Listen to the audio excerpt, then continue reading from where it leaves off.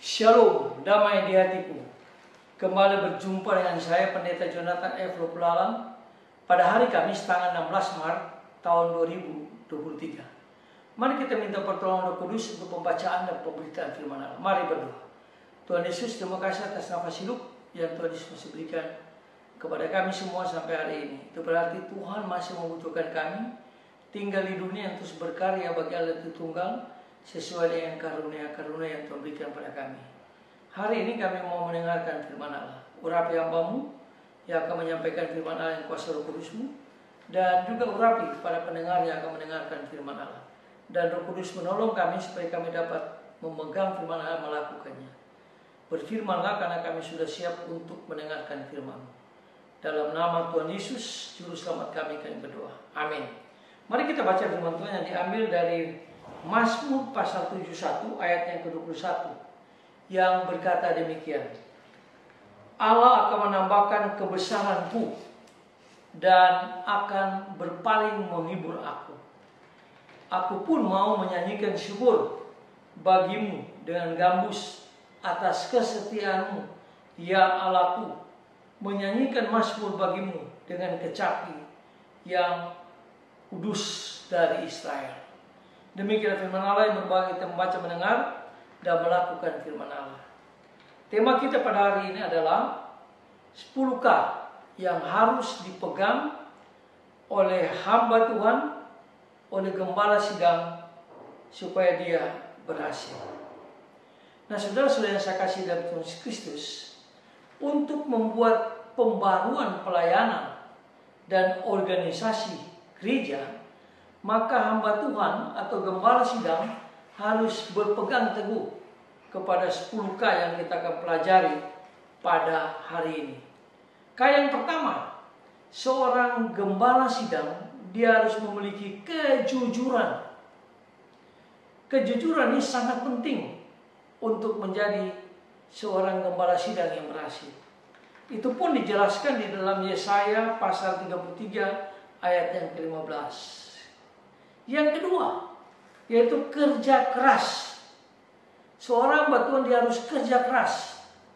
Jadi bukan hanya berdoa dan puasa, tetapi dia juga harus bekerja keras, membuat program-program yang jelas dan membuat strategi-strategi yang jelas untuk menjangkau orang-orang dan supaya mereka percaya pada Kristus. Itu dijelaskan dalam Yosua 1 ayat 1-10 atau Amsal pasal 6 ayat 6 sampai dengan yang ke-8. Itu hamba Tuhan tidak boleh malas.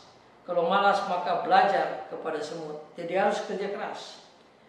Yang ketiga, seorang hamba Tuhan atau gembala sidang dia harus memiliki kecintaan pada apa yang dikerjakannya. Dia harus mencintai pelayanan yang dia kerjakan, maka dia akan berhasil. Itu pun dijelaskan di dalam Markus pasal 1 ayat 16 sampai dengan 20. Yang keempat, yaitu kemampuan menjual visi misinya. Dia harus pintar membagikan visi misinya kepada orang lain supaya mereka juga terlibat dan mereka mau bersama-sama melaksanakan visi misi Allah dalam Kristus atau visi misi gereja yang digembalakannya. Itu dijelaskan dalam Yosua pasal 1 ayat 1-8. Yang kelima, seorang gembala sidang harus memiliki kerendahan hati. Ya, kerendahan hati itu sangat penting bagi seorang gembala sidang. Di dalam dia mengembalakan sidang jemaat, dia pasti akan berhasil. 1 Petrus 5 ayat 5-6 dan Yeremia pasal 17 ayat 7-8. Lalu yang keenam, komunikasi dua arah. Jadi seorang gembala sidang dia harus punya komunikasi dua arah, bukan satu arah. Kalau khotbah kan satu arah, tapi ini dia harus punya komunikasi dua arah, baik kepada jemaat maupun pada dirinya. Itu dijelaskan di dalam Yohanes pasal 4 ayat 1 sampai dengan ayat 42. Itu pada waktu Yesus berjumpa dengan seorang di sumur Yakub. Maka ada dialog di situ dua arah.